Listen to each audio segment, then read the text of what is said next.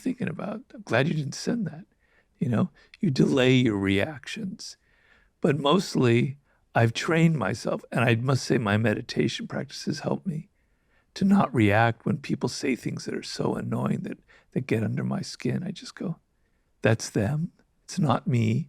They're another human being. They have a bad idea. I don't care. It's not my bad idea. It's their life. As you know, Whoop are a sponsor of this podcast, and I'm an investor in the company. And last month, I had the chance to sit down with Kristen Holmes. She's the VP of Performance at Whoop, and I learned so much from our conversation about circadian rhythms and things like sleep. Studies show that for every 45 minutes of sleep debt that you accrue, that your decision-making ability will drop by up to 10%. And when you're chronically underslept, you'll only be a fraction of the person, the fraction of the boss, partner, friend, manager that you can be.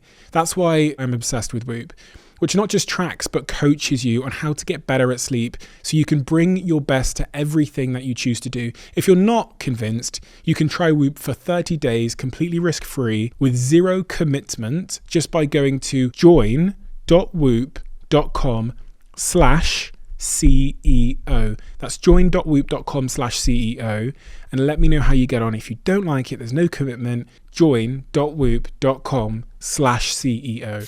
Earlier, you mentioned the opposite of strategy was stupidity. So let's talk about politics. It's a really interesting time in politics at the moment. I'm really obsessed with US politics in particular because it's more like a reality show over here than in the UK. It's quite boring. It is very boring over there, I must admit. This year, Trump is running for re-election against Biden. The country seems to be very divided for a number of different reasons. It feels, I don't know, I just feel like it's more divided than ever. I do feel like the left has moved further left than ever before, to the point that I struggle to resonate with that side, and I still don't resonate with the right. So I kind of feel a bit trapped. What do you think of everything that's going on, and how does your kind of work inform what's happening and everything in between? Well, we all have biases, and I've come from more of the liberal side, the left side.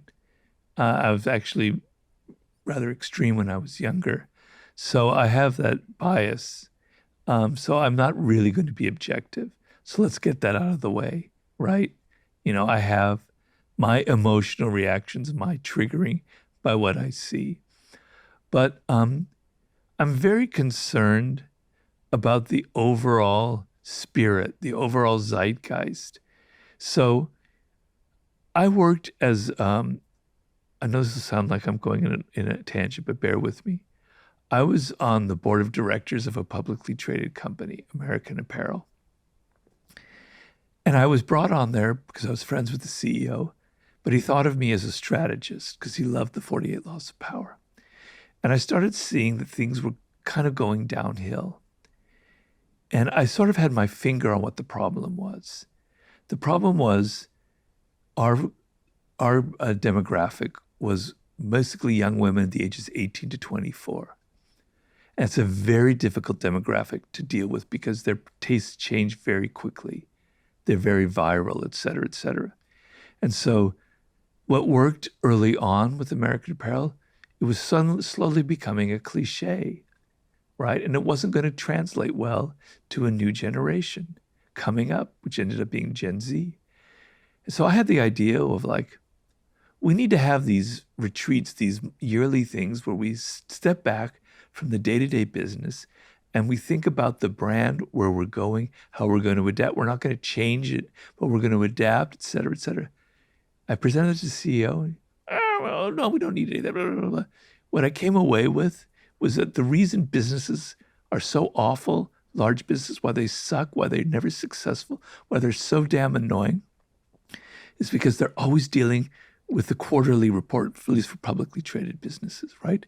They can't have a long-term vision because they can't afford it.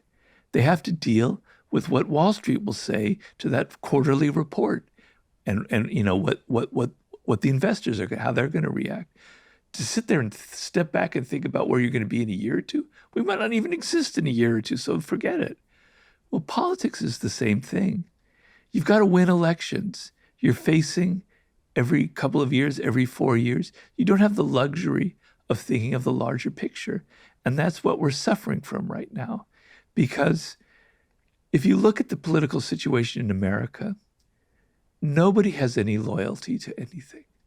So in my age, when I grew up, you were a Democrat, you were a Republican, and you had kind of roots, and you believed in that because, well, the Democratic Party was for the working class. We were for the unions. We were for the common guy, the little guy, the FDR mentality, even to some extent Kennedy and Johnson. The Republicans, we were for big business, for lower taxes, blah, blah, blah, blah, blah, blah, blah. You had a sense of connection to it. Now people have no connection at all to any particular party, which is fine. I don't. But what that means is it's so volatile. So somebody will vote for Obama, then they'll vote for Trump, then they'll vote for Biden, and then they'll vote for Trump again. And there are plenty of people in that situation. They have no roots. They're not connected to anything. And it's not people's fault. It's our politics' fault. They're not creating a sense of what it means to be an American. What is it? Can you give us a story, a myth about what it means to be an American in 2024 that will connect us, that will kind of give us a sense of what is beautiful about our country? Because there are beautiful things about it. It's possible. It's very possible to create that kind of a vision if you can step back and you can think in longer term. All right, maybe it's hard to do that for America, but what is it for the goddamn Democratic Party? What does it mean to be a Democrat? What does it mean to be a Republican? It just means to be a lapdog for Donald Trump, to believe everything he does. But the Democrats have their own problems, their own issues. You can't have a party that's just against everything. What are you for? I often tell people, I'm sick of hearing what you hate. I'm sick of hearing what you're against. I'm sick of hearing what you're complaining. Tell me what you want. Tell me what you're for. Tell me your vision of what a great country would be like. But they can't do that because they're only in this bubble of what I hate, what I'm against, it's what I'm trying to protect, et cetera, et cetera.